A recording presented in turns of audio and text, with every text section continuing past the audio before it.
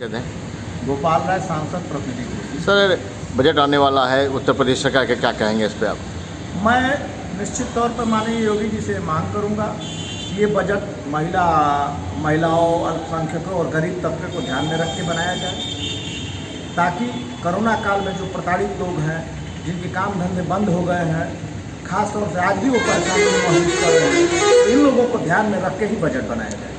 चलिए, पेट्रोल और डीजल के दाम लगातार बढ़ते जा रहे हैं, ऐसे में किसान भी परेशान है और जनता भी परेशान है, लोगों पे अतिरिक्त भार पड़ेगा, तो क्या सरकार से अपेक्षा करेंगे आप? निश्चित तौर पे पेट्रोल, डीजल और गैस के तीनों चीज़ के दाम बढ़े हुए हैं, जिससे आम आदमी बहुत ही परेशानी में महसूस कर रहा है। मेरी सरकार से मांग है कि निश्चित तौर पे इस पर ध्यान दिया जाए। जो प्रदेश सरकार द्वारा टैक्स लगाया जा रहा है, उसमें कुछ कमी करके आम जनता को राहत दिया जाए। सरकार द्वारा 1 तारीख से सब बच्चों के स्कूल खोलने का आदेश हुआ है। ऐसे में कोरोना काल में जो स्कूल बंद थे, उसमें अध्यापक से लेकर गार्जियन बड़े परेशान थे, और खुलने के बाद पैसे की डिमांड की जा रही है कि बच्चों की फीस जमा करो, तो आपको ऐसे में आप क्या सरकार से अपेक्षा करें? निश्चित तौर पे स्कूल खोलने का निर्णय का मैं स्वागत करूंगा, लेकिन मैं सरकार से भी मांग करूंगा कि जो विगत ऐसे कई हमारे पास समस्याएं आ रही है, अभिभावक लोगों का ये आरोप है कि विद्यालय वाले मनमानी कर रहे हो, हम पे दबाव बना रहे हैं कि पिछला बकाया भी दिया जाए। हम लोगों ने प्रबंधकों से बात किया तो उनका कहना है कि साहब, हमने के लोन पे गाड़ी ले रखी थी, हमारे यहाँ जो स्टाफ थे उनको वेतन देना था, विद्यालय बंद थे फिर भी हमने उनको वेतन दिया है, तो हम परेशानी में हैं। तो मेरी सरकार से मांग है कि इसका समाधान निकाला जाए, और इसका समाधान ये कि बजट में इन विद्यालयों के लिए भी कुछ अनुदान की व्यवस्था कर दी जाए, ताकि उन विद्यालयों में जो स्टाफ है, अध्यापक है, चतुर्थ या जो भी स्टाफ है, उनकी वो मदद कर सके और बेजा दबाव अभिभावकों पे न बना पाए। किसानों के लिए क्या कहेंगे आप बजट के लिए? निश्चित तौर पर किसान हमारे देश के लिए है।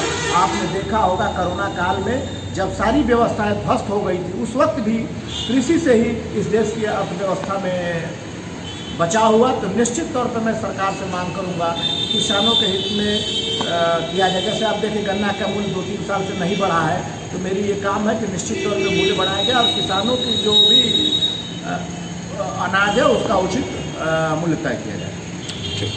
मैं Ravi Srivastava, advocate civil court जनपद मऊ, जिला अध्यक्ष समाजवादी अधिवक्ता सभा जनपद मऊ। सर, केंद्र सरकार के बाद उत्तर प्रदेश सरकार बजट ला रही है, क्या कहेंगे आप इस पे? मेरी सरकार से एक अपेक्षा है कि आने वाले बजट में गैस, पेट्रोल, डीजल के बढ़ते दामों को कंट्रोल किया जाए और ऐसा बजट पेश किया जाए जो हर तबके के लिए लाभकारी हो, किसी समाज को वंचित न रखा जाए। तो गैस के दाम इधर महीनों में ज़्यादा बढ़े हैं, पेट्रोल के दाम ज़्यादा बढ़े हैं, तो क्या कहेंगे सरकार से? गैस और पेट्रोल के दाम जो बढ़े हैं, उससे आम जनमानस को काफ़ी नुकसान हुआ है और वो कहीं सरकार पर निशाना साध बैठे। देखिए, केंद्र सरकार ने जो बजट पेश किया, वो किसी भी स्थिति में विकासोन्मुख या गरीबों की हमदर्दी वाला बजट नहीं, केवल लोक लुभावन नारा से नहीं, धरती पर भी उसका असर हो। जो आदमी रह रहे हैं धरती पर, वो असर होना चाहिए। हम सरकार से कहना चाहते हैं, उत्तर प्रदेश सरकार से, कि जनता बहुत परेशान है और उसकी मदद आप कैसे करेंगे, बजट में तय हो। तो जनता को चाहिए कि बिजली बढ़िया मिले, कम पैसे की मिले, खाद सही मिले, गैस सही मिले, कानून व्यवस्था घर से बाहर निकले तो आदमी सुनिश्चित रहे कि वापस आ जाएगा। सही काम में लिए देखना है कि मंदी में उसके आपके गैस के दाम बढ़ गए हैं, पेट्रोल के दाम हर महीने लगातार इधर बढ़े हुए हैं, क्या इस पर क्या करें? नहीं, कोई कंट्रोल नहीं है सरकार का, जनता की सुविधा पर कंट्रोल नहीं है। केवल बस कहा जाता है कि ऐसा होगा, अच्छा दिन आएगा, कब आएगा ये पता नहीं, आएगा शब्द यह है कि आएगा। आएगा माने कभी नहीं आएगा, अब तक तो नहीं आया। कोरोना काल के बाद सब स्कूल कॉलेज खुलने बच्चों को, ऐसे में अभिभावक और स्कूल प्रबंधन के बीच में रोज आए लोग हो रही है फीस के लिए खास तौर से। तो क्या चाहते हैं आप उत्तर प्रदेश सरकार से इसके बाद? उत्तर प्रदेश सरकार को कोरोना काल में या जब तक स्कूल खुला नहीं, अब खुलने जा रहा है, तब तक के फीस बच्चों की माफ़ कर देनी चाहिए, इसमें कोई दिक्कत नहीं। तो आने वाले बजट से क्या अपेक्षा है? आने वाले बजट में गरीबों का ध्यान रखा जाए, अधिवक्ताओं का ध्यान रखा जाए, स्वास्थ्य सुविधाओं को ध्यान रखा जाए, कानून व्यवस्था का ध्यान रखा। अब देखिए, मऊ जिले में 36 डॉक्टर होना चाहिए जिला अस्पताल में, डॉक्टर हैं 12, इमरजेंसी मेडिकल अफसर नहीं है, 3 होना चाहिए, 1 भी नहीं है। और सबसे बड़ी शर्म की बात यह है उत्तर प्रदेश सरकार के लिए कि मऊ का एक्सरे कराने के लिए आदमी बलिया जिले में जा रहा है। ये सबसे बड़ी थकावट वाली चीज़ है। पुलिस ले नहीं जाती है, सर फट गया, कोई ले जाने वाला नहीं है, तो बिल्कुल एकदम भगवान भरोसे छोड़ दिया गया है।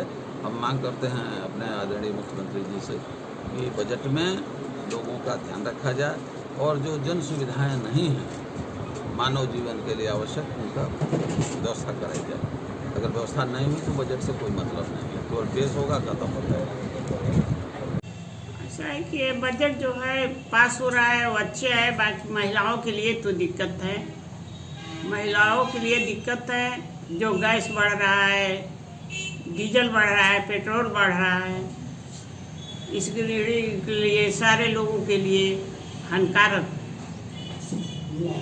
तो कैसे चाहती है, कैसे क्या चाहती है आप इससे? मैं ये चाहती हूँ कि सारे लोगों के लिए सिलेंडर और पेट्रोल और घर के सामान, किचन के सामान, ज़्यादा से ज़्यादा महंगाई बढ़ रही है। ये महंगाई के सरकार से यही सिफारिश है, इसको महिलाओं के लिए कुछ राहत किया जाए और गृहिणी जो घर की हैं वो परेशान हैं।